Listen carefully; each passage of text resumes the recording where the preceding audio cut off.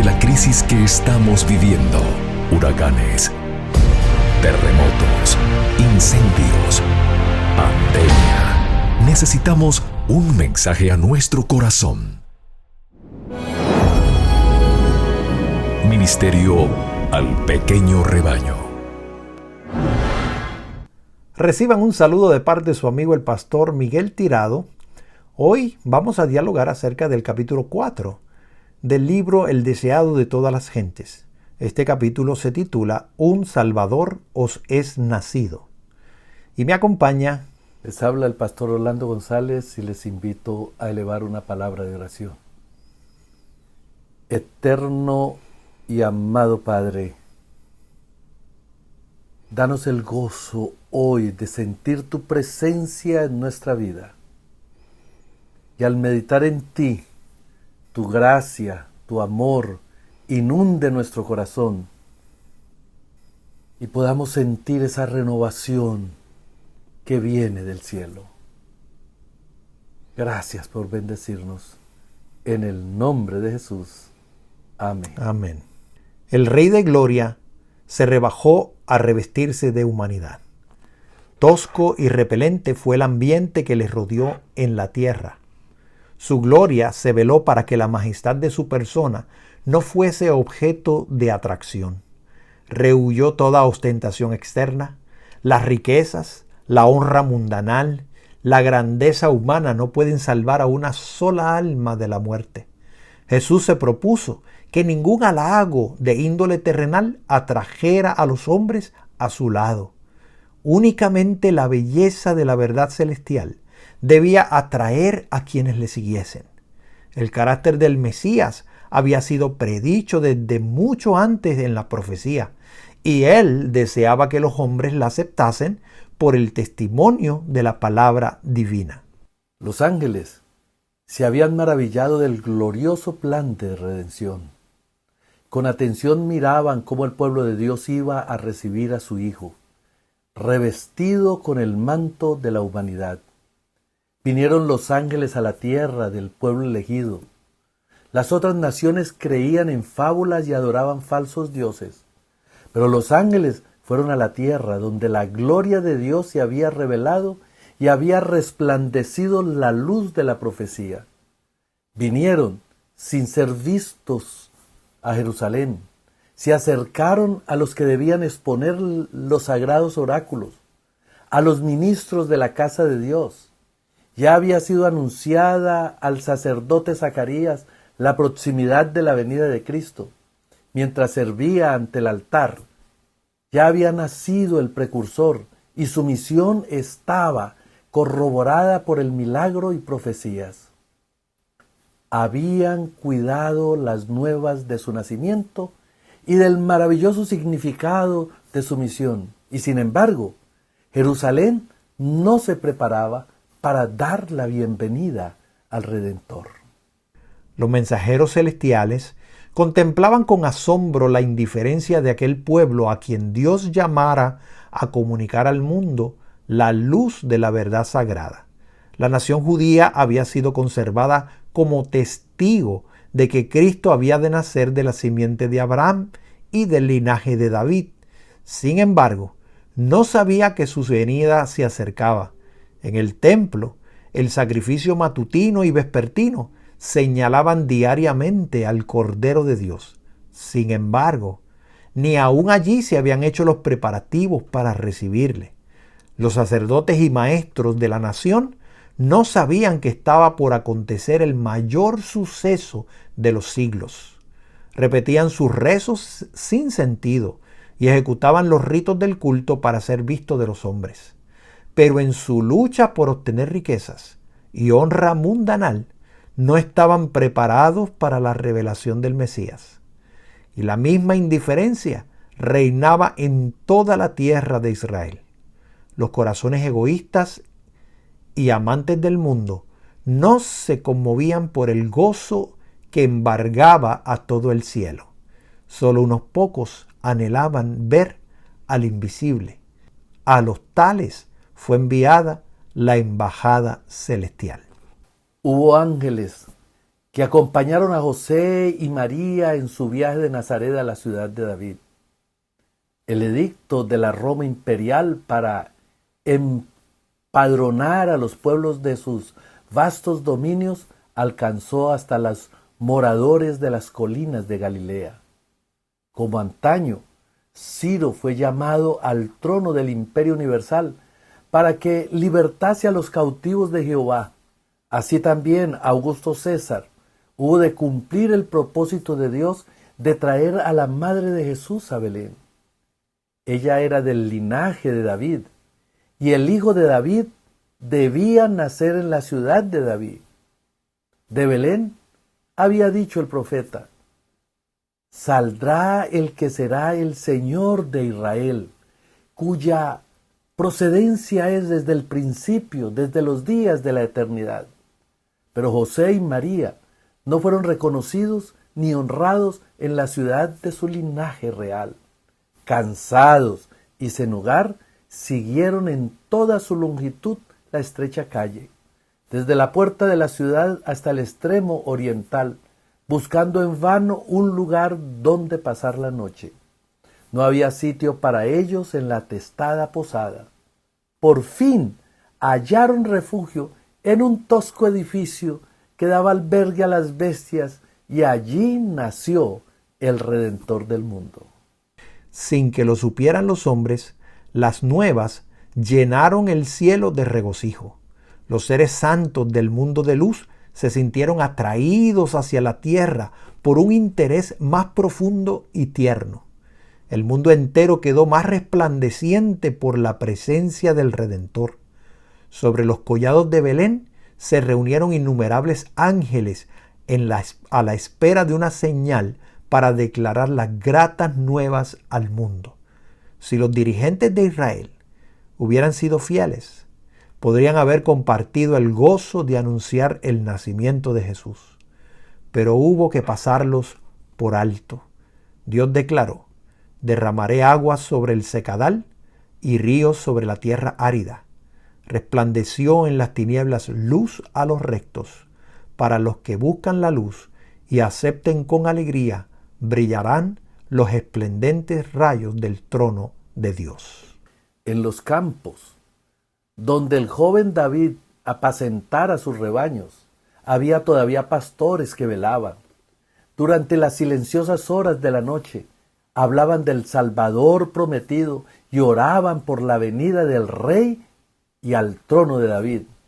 Y aquí el ángel del Señor vino sobre ellos, y la claridad de Dios los cercó de resplandor, y tuvieron gran temor.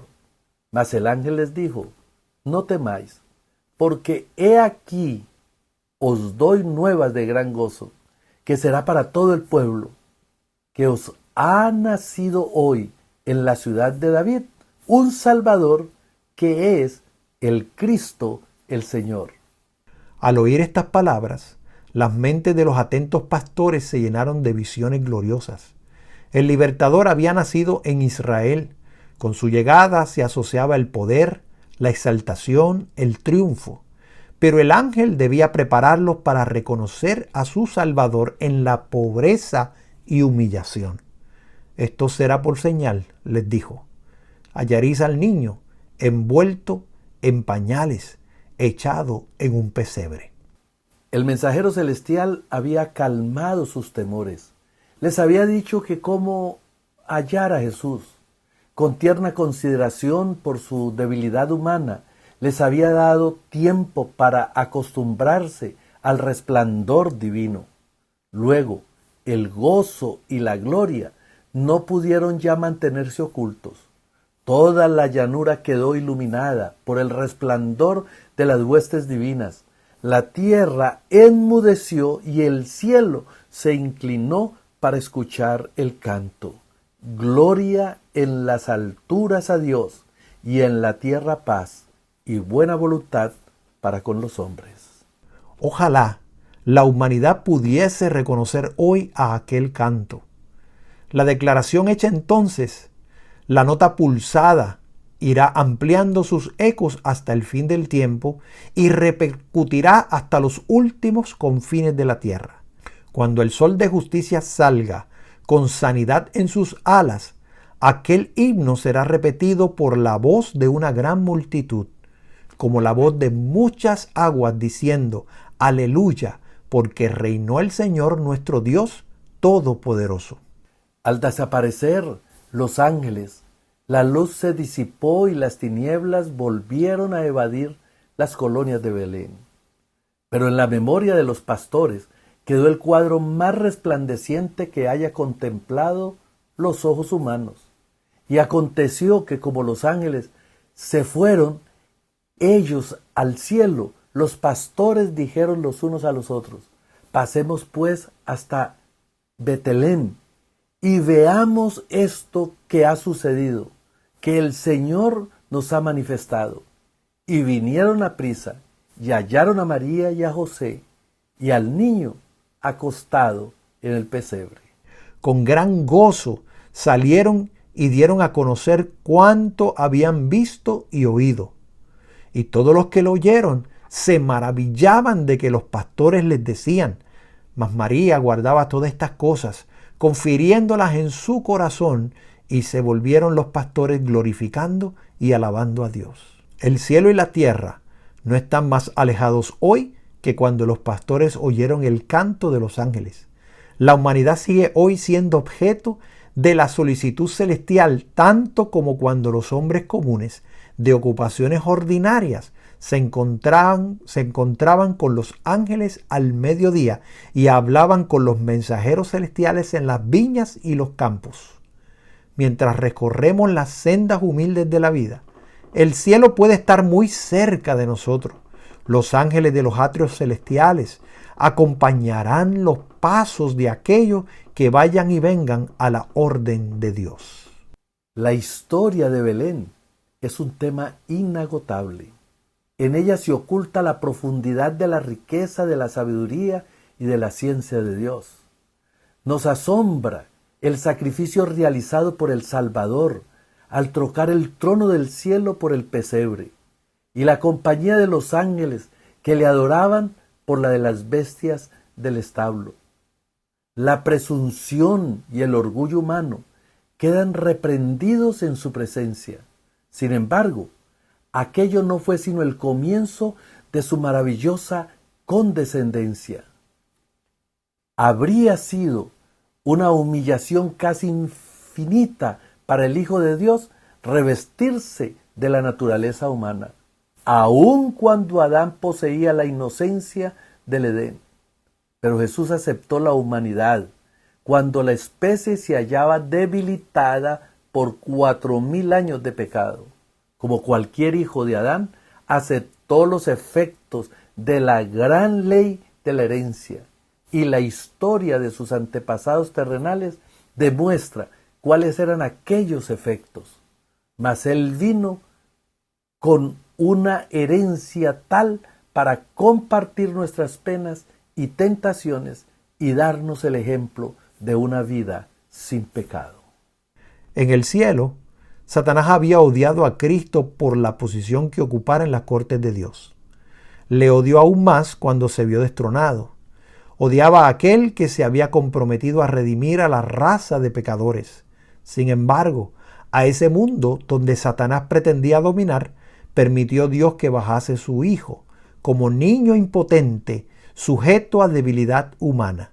Le dejó arrostrar los peligros de la vida en común con toda alma humana, pelear la batalla como la debe pelear cada hijo de la familia humana, aún a riesgo de sufrir la derrota y la pérdida eterna. El corazón del Padre humano se conmueve por su Hijo, mientras mira el semblante de su hijito. Tiembla al pensar en los peligros de la vida. Anhela escudarlo del poder de Satanás, evitarle las tentaciones y los conflictos. Mas Dios entregó a su Hijo unigénito para que hiciese frente a un conflicto más acerbo y a un riesgo más espantoso, a fin de que la senda de la vida fuese asegurada para nuestros pequeñuelos. En esto consiste el amor. Maravillaos, oh cielos, asómbrate, oh tierra. ¡Qué descripción tan preciosa! Con relación a la llegada de nuestro Salvador a este mundo. Mis queridos amigos, grande es nuestro Dios. Dio a su Hijo unigénito para que todo aquel que en Él crea no se pierda, mas tenga vida eterna. Solo tenemos hoy que abrir nuestro corazón a Él, enternecernos con su llegada, con su ministerio, con su vida, con su victoria en la cruz y con su promesa: he aquí, vengo pronto. Digámosle a Él: ven, Señor Jesús, ven. Aceptemos su gracia, aceptemos su poder y dejemos que Él sea nuestro Dios. Les invito para tener una palabra de oración. Eterno y amado Padre, desciende, unge, transforma cada uno de nuestros corazones y llénanos de tu gracia. Amén. Esto ha sido un mensaje al pequeño rebaño. Dios te bendiga. Bendiciones.